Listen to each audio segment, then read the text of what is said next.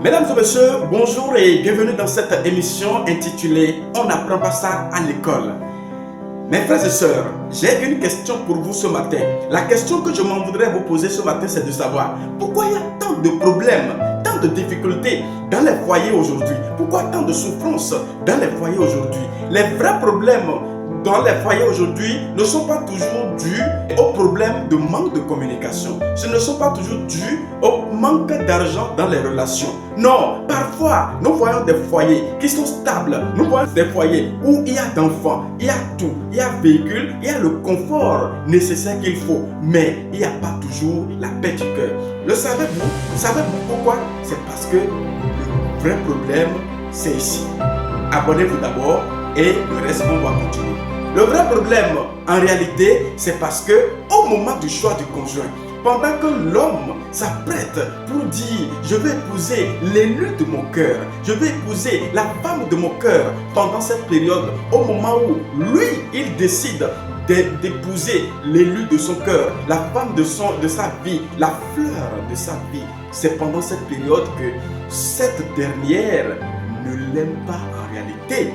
Le vrai problème, c'est que l'amour n'est pas réciproque. Pourquoi l'amour n'est pas réciproque? Parce que au moment où la femme, peut-être, c'est elle qui a aimé quelqu'un d'autre et a donné tout son cœur pour quelqu'un d'autre, un homme qui ne la considère même pas, qui ne la calcule même pas, qui ne sait même pas si elle existait, c'est en ce moment que l'autre de son côté cherche à aimer quelqu'un de tout son cœur, aime cette dernière. Et puisque ça n'a pas marché entre l'élu de son cœur et elle est obligée de se rattacher, de se marier à cet homme qui court derrière elle pendant longtemps, qui était disponible. Monsieur, laisse-moi te dire, c'est parce que tu étais disponible, c'est pourquoi ce mariage a eu lieu. C'est parce que c'est toi qui étais là, c'est pourquoi, à défaut de tout, à défaut de l'élu de son cœur, elle est obligée de s'accrocher à toi juste pour se marier par raison et non par l'émotion du cœur et non par l'élection de son cœur. Tu n'es pas simplement l'élu de son cœur. C'est vice versa. Pendant que la femme court derrière un homme pour l'épouser, pendant cette période, l'homme n'a même pas son temps. Et finalement, ils se sont mariés. Puisque on ne force pas l'amour, on aime quelqu'un d'autre, c'est difficile de revenir en arrière. Malgré, quel que soit ce qu'on peut te donner dans la vie, si c'est réellement cette personne qu'on aime, ce qui se passe souvent, c'est que on est obligé de l'aimer à vie.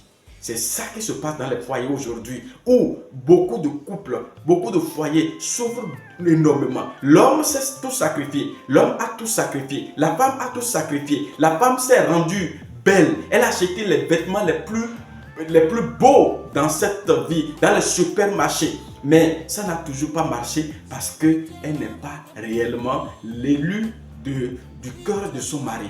Son mari aime quelqu'un d'autre. Ou bien c'est la femme. C'est le monsieur qui se sacrifie. Il a sacrifié son plaisir, il a tout sacrifié. Il a sacrifié son argent, son confort pour se mettre à 100% au service de sa femme. Mais en réalité, la femme n'est toujours pas reconnaissante parce qu'il n'est pas l'élu de son cœur. C'est pourquoi nous apprenons que parfois, il y a des femmes qui se sont mariées, mais qui tissent encore de relations avec leur ex. Nous apprenons également que des hommes se sont mariés normalement comme cela se doit, mais qui sont toujours en relation avec leur ex. Qu'est-ce qui n'a pas marché? Parce que c'est là-bas que se trouve son cœur. Comme l'a intitulé les Saintes Écritures, là où se trouve ton trésor, là aussi se trouve ton cœur. Donc, puisque ton amour, le premier amour est de l'autre côté, on est obligé de nouer toujours de relations avec l'autre. Sinon, comment comprendre que si on est sincère, on est sérieux, comment comprendre qu'il faut toujours, que la femme doit toujours coder son portable et son mari ne peut même pas toucher à son portable? Ou bien comment comprendre que la femme ne peut pas toucher au portable de son mari? Qu'est-ce qui ne va pas dans les relations aujourd'hui? Donc, le vrai problème, c'est que on n'a pas épousé l'élu de son cœur. Et du coup, l'amour n'est pas réciproque. Puisque l'amour n'est pas réciproque, ça génère de tensions. On ne peut pas mettre la phase moins et plus ensemble. Ça doit générer de tensions. Donc, si l'amour n'est pas réciproque, qu'est-ce qui va se passer? Ce qui se passe souvent, c'est que on est obligé de subir. On souffre, mais on ne peut rien faire. Vous allez en souffrir, mais vous ne pouvez rien faire. Un conseil d'abord pour les jeunes qui ne se sont pas encore mariés. Si vous voulez vous lancer dans une relation où vous donnez tout et que vous n'êtes pas aimé comme cela se doit, l'amour n'est pas réciproque, ne forcez pas l'amour. Un seul conseil, ne forcez pas l'amour. Si vous forcez l'amour, vous rentrez dedans, je vais vous dire tout simplement, cette relation, ça ne peut pas marcher. Vous allez en souffrir toute votre vie, mais vous ne pouvez rien faire. C'est important. Et dans une relation aussi, où si vous vous mettez ensemble, à peine 5 minutes, à peine 2 minutes, à peine 3 minutes, vous ne restez pas ensemble pendant un bon moment. C'est toujours les querelles. Il faut se chamailler. Il faut commencer par se disputer. Il faut quitter rapidement, très tôt, le plus rapidement possible. Si c'est possible, il faut acheter la vitesse du train pour quitter avec allure, avec vis-à-allure dans cette relation. Donc, je voudrais vous conseiller aujourd'hui d'abandonner une relation où c'est toujours les problèmes au début. Quand vous ne vous êtes pas encore marié et que c'est vous qui forcez l'amour, ne forcez pas l'amour. Si l'amour n'est pas réciproque, ne forcez pas. Ne forcez pas l'amour avec de l'argent. Ne forcez pas l'amour avec vos trésors. Ne forcez pas l'amour. Ne forcez pas la relation. Sinon, vous allez en souffrir, mais vous ne pouvez rien faire. Maintenant, qu'en est-il maintenant de ces foyers, de ces couples qui se sont déjà mis ensemble et ces problèmes perdus? Qu'est-ce que vous devez faire maintenant? Vous devez savoir que c'est le destin qui vous a réunis. C'est le destin qui a permis à ce que vous soyez mis ensemble. Et l'homme que vous pensez qu'il est l'élu de votre cœur, ou bien la femme que vous pensez qu'elle est l'élu de votre cœur, je vais vous dire tout simplement que si vous avez du prix à ses yeux, il ne serait pas parti. Si vous avez du prix à ses yeux, elle ne serait pas partie. Elle n'allait pas partir. Donc si quelqu'un vous aime en retour, le plus important, c'est de pouvoir apprendre maintenant. Apprenez à aimer votre homme. Apprenez à aimer votre mari. Apprenez à aimer votre femme. Pourquoi? Parce que si vous ne le faites pas, vous allez en souffrir tout votre temps. C'est pourquoi les cas d'infidélité viennent souvent. Ça vient souvent. Même partout, ça vient souvent. Je voudrais vous exhorter. Si vous êtes déjà dans le cas, je voudrais tout simplement que vous puissiez apprendre maintenant. Ce que vous aimez chez l'autre, il faut commencer par développer ce amour-là pour votre mari ou bien pour votre femme. Et ce que vous aimez, si c'est une robe que vous aimez chez l'autre dame, si c'est un habillement, c'est un style vestimentaire qu'elle avait en son temps, je voudrais vous exhorter tout simplement à pouvoir commencer par acheter ces choses-là à votre épouse et de voir votre épouse au travers, bien sûr, de cette dame que vous aimez si tant. Qu'est-ce qu'elle a et votre épouse n'a pas?